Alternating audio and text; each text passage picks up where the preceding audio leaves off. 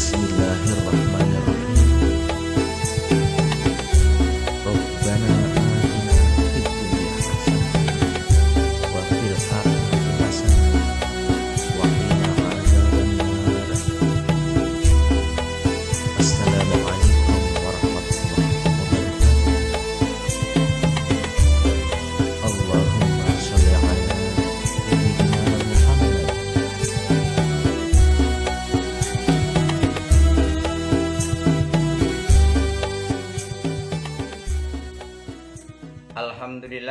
Alhamdulillahi nasta'inuhu wa nastaghfiruh wa na'udzu billahi min syururi anfusina wa min sayyiati a'malina may yahdihillahu fala mudhillalah wa may yudlil fala hadiyalah.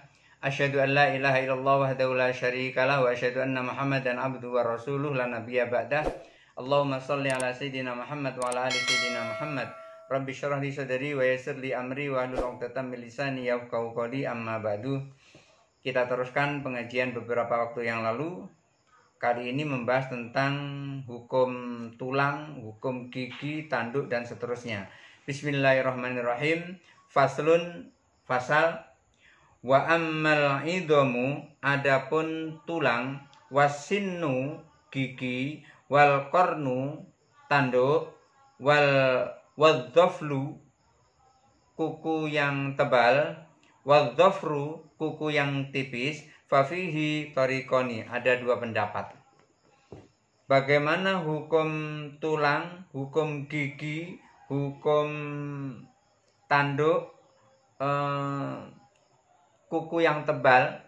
Seperti apa kuku tebal itu? Kuku tebal itu seperti kuku kuda, kuku sapi yang di kakinya itu namanya kuku tebal. Kalau kuku tipis seperti apa? Ini kuku tipis yang ada di tangan ini namanya kuku tipis. Ada dua pendapat. Min ashabina man qala huwa kasya'ri was-saufi. Hukum tulang, hukum gigi, hukum kuku yang tebal, hukum kuku yang tipis, hukum tanduk, itu sebagian ulama Syafi'iyah berpendapat itu hukumnya seperti rambut atau seperti bulu domba, seperti rambut atau seperti bulu. Hukumnya seperti itu, ngikut rambut dan ngikut bulu. Kalau rambutnya suci, maka tanduk, gigi, tulang, semuanya yang disebutkan tadi suci. Tapi kalau najis, ya najis. Maka hukumnya ngikut pada rambut dan bulu. Li'annahu layan jusu, karena bukan layan jusu, li'annahu la yahisu wala ya'lamu, karena apa tadi nih, tanduk, tulang, gigi, kuku, baik yang tebal maupun yang tipis, itu semuanya la yahisu, tidak merasa, wala ya'lamu, dan juga tidak merasa sakit. Dipegang tidak terasa, kemudian dipotong juga tidak sakit. Maka hukumnya seperti rambut dan bulu itu tadi.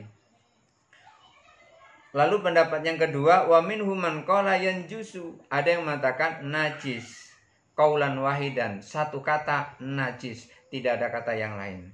Jadi pendapat yang pertama seperti tulang, gigi, tanduk, kuku tebal, kuku tipis, itu pendapat pertama mengatakan tidak najis karena hukumnya seperti rambut dan bulu. Pendapat kedua hukumnya najis, satu kata najis. Nah, itu hukum yang kedua.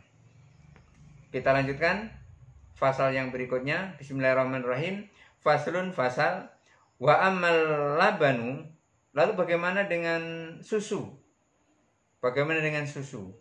Wa ammal labanu fi dar'isyatil maitati, adapun susu yang berada di tetek binatang yang mati.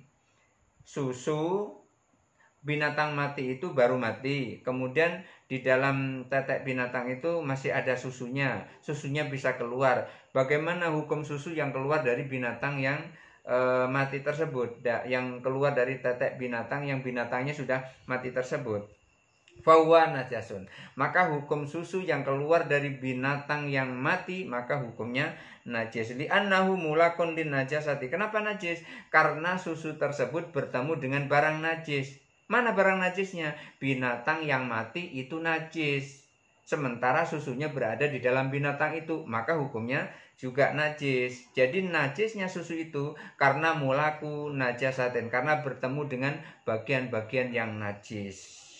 Fahuwa kallabani fi ina'in najasin. Itu persis seperti susu yang ditaruh di wadah yang najis. Ini wadah ini terbuat dari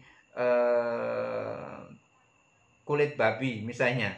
Ini kulit babi bentuknya seperti baskom, kemudian mewadahi susu di atas kulit babi tersebut. Maka susu yang berada di baskom yang terbuat dari kulit babi itu hukumnya najis. Demikian juga susu yang keluar dari tetek binatang yang mati menjadi bangkai, maka hukumnya najis. Kenapa? Li'anau mulaku najasatin, karena bertemu atau bersentuhan dengan barang najis. Mana barang najisnya? Ya binatang itu sendiri barang najis itu. Kenapa kok najis? Karena dia mati dengan sendirinya, bukan mati karena disembelih. Wa amal baidu, lalu bagaimana dengan telur? Wa amal baidu, adapun telur fi jawfid dajajatil maitati, telur yang berada di perut ayam. Telur yang berada di perut ayam tapi ayamnya mati. Ini ada ayam mati, tidak tahu karena kena virus atau kena flu burung, tiba-tiba mati. Begitu dibelah perutnya, di situ ada telurnya. Gimana hukum telur itu? Apakah hukum telur itu suci? Apakah hukum telur itu najis? Bagaimana hukumnya? Fa in lam yatasallab kishruhu, kalau kan telur itu punya kulit. Kalau kulitnya itu belum keras, masih lembek-lembek, kulit binatang itu masih kulit telur itu masih lembek-lembek itu. Kalau kulitnya masih lembek, belum mengeras, bahwa kalabani, hukumnya seperti susu tadi. Kalau kulitnya itu masih lembek-lembek itu hukumnya seperti susu. Gimana hukum seperti susu? Kalau ditaruh di tempat najis maka susunya menjadi najis. Kalau ditaruh di tempat yang tidak najis maka hukumnya juga tidak najis. Sementara telur yang masih lembek kulitnya tadi letaknya adalah di perut ayam yang mati. Karena letaknya di perut ayam yang mati, maka hukumnya juga najis seperti ayam yang mati itu. Fa in tasallaba kisratun, beda ketika kulit telur itu sudah mengeras. Nah, ini sekarang kita belah ayam itu, kita ambil telurnya sudah putih, sudah ngeras, kulitnya sudah keras. Dia tidak lembek-lembek lagi ketika dipegang begini, tidak lembek. Lam yanjus, maka tidak najis. Jadi kulit telur yang masih lembek yang berada di ayam mati hukumnya najis. Sebaliknya kulit telur yang sudah mengeras yang berada di ayam mati kita ambil, maka telurnya hukumnya suci. Kenapa kok demikian? Kama law waqa'at baidatun fi syai'in najasin. Itu persis seperti kalau ada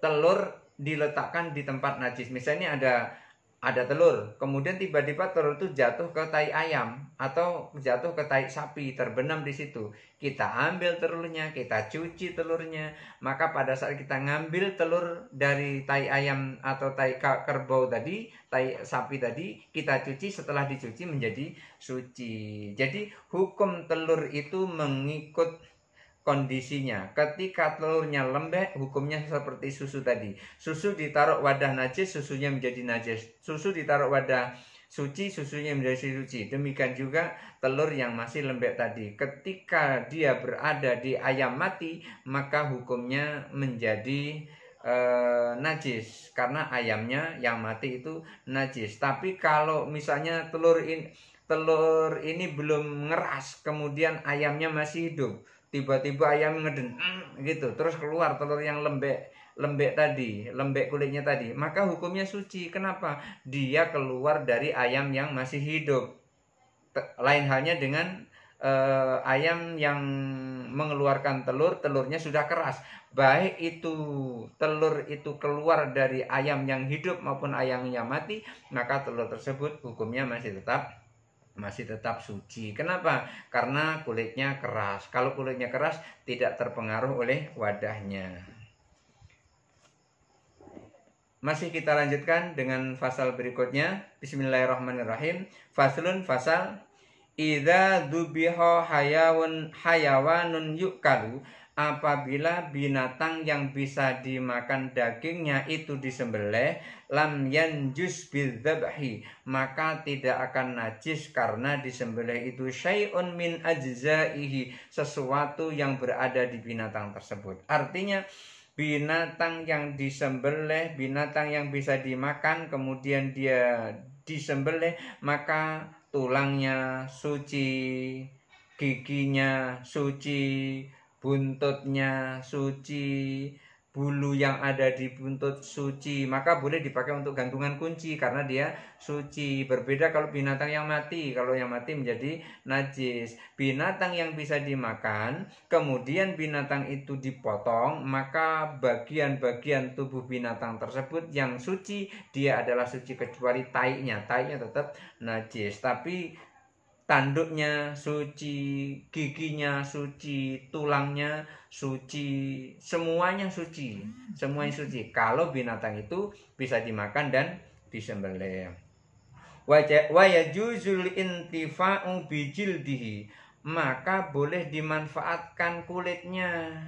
Kulitnya bisa dimanfaatkan apa saja, tidak perlu disama. Kalau udah dipotong bisa dimanfaatkan, kulitnya bisa dijadikan beduk, kulitnya bisa dimasak, kulitnya bisa jadi kikil atau ya semacam itulah, menjadi bisa dimasak. Wa sya'rihi, demikian juga rambutnya bisa dipajang, rambutnya tidak najis. Wa idhamihi, tulangnya juga tidak najis, tulangnya bisa dimanfaatkan, mungkin bisa dijadikan tasbih tulangnya. Asal itu dari binatang yang disembelih matinya, maka tulangnya jadi suci. Tulang suci bisa dimanfaatkan, bisa dijadikan tasbih dan seterusnya. Malam yakun alaiha najasatun, selama pada anggota tubuh binatang itu tidak mengandung najis. Kalau dia mengandung najis, maka hukumnya tetap najis. Jadi begitu, binatang yang disembelih sementara itu binatang itu bisa dimakan, maka seluruh anggota tubuhnya menjadi suci, tidak najis karena dipotong, dan seluruh anggota tubuhnya itu bisa dimanfaatkan untuk kehidupan sehari-hari.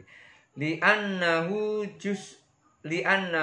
juz'un thahirun, karena bagian-bagian barang yang ada di tubuh binatang yang disembelih itu adalah bagian-bagian yang suci. Kenapa suci? Karena matinya disembelih. Min hayawanin tohirin, dari binatang yang suci, makulin, yang bisa dimakan. Fajazal intifa'u bihi, maka boleh dimanfaatkan setelah disembelih. Tulangnya bisa dimanfaatkan, tanduknya bisa dimanfaatkan, buntutnya bisa dimanfaatkan. Ba'daz zakati, setelah disembelih syaratnya. Kalau belum disembelih nggak boleh, tapi kalau sudah disembelih bisa dimanfaatkan untuk apa saja, tidak najis. Kalahmi, seperti dagingnya juga tidak najis. Jadi mengikut, kalau dagingnya bisa dimakan, maka tulang-tulang belulangnya, seluruh anggota tubuhnya yang tidak najis bisa dimakan, kecuali bagian tubuhnya yang mengandung najis, seperti tembolok. Nah, seperti tembolok, di situ ada najisnya, tidak boleh dimakan kecuali dibersihkan dulu. Wa in dubiha hayawanun la yukalu. Lalu bagaimana kalau binatang yang tidak bisa dimakan dagingnya? Kalau binatang yang tidak bisa dimakan dagingnya itu disembelih, najasun, hukumnya tetap najis. Bidabihi, walaupun disembelih, hukumnya masih tetap najis. Kama yanjusu bimautihi, persis seperti dia mati dengan sendirinya, mati tanpa disembelih. binatang yang dagingnya tidak bisa dimakan kemudian disembelih, maka hukumnya itu seperti binatang yang mati dengan sendirinya tanpa disembelih. Artinya apa? Tetap najis. Li'annahu dzubiha la yabihu akli lahmin.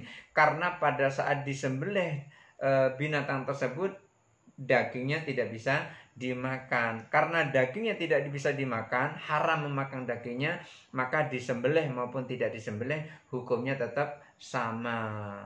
Hukum tetap sama, tidak boleh dimakan, tidak boleh dimanfaatkan. Giginya tidak boleh dimanfaatkan, rambutnya tidak boleh dimanfaatkan. Kalau itu di binatang yang tidak bisa dimakan dagingnya, disembelih maupun tidak disembelih. Fanajasun tidak bisa dimanfaatkan. Kenapa? Karena hukumnya najis. Fanajasun bihi, walaupun disembelih tetap hukumnya najis. Maka tulang, tanduk, gigi, kuku, semuanya itu najis, tidak bisa dimanfaatkan. Kenapa? Karena mengikut pada saat dia tidak bisa dimakan dagingnya. Kama yanjusu bil mauti, najisnya itu seperti najis ketika dia mati menjadi bangkai. Disembelih maupun tidak disembelih hukumnya sama, yaitu tetap najis. Kadzabhil majusi, jadi ketika dipotong itu hukumnya seperti orang majusi yang memotong binatang. Orang majusi memotong binatang, maka binatang yang dipotong oleh majusi itu hukumnya tidak sah. Maka salah satu syarat sahnya memotong binatang supaya binatang itu tetap bisa dimakan dagingnya adalah Islam. Kalau dia tidak Islam, maka tidak sah untuk dipotong. Atau binatang yang dipotong oleh orang yang bukan muslim, maka binatang itu tidak bisa dimakan atau tetap haram hukumnya. Mudah-mudahan ada manfaatnya. Hadanallahu wa iyyakum ajma'in. Wallahul muwaffiq ila aqwamit thoriq. Wassalamualaikum warahmatullahi wabarakatuh. Wa nuril absari wa ziyaiha wa ala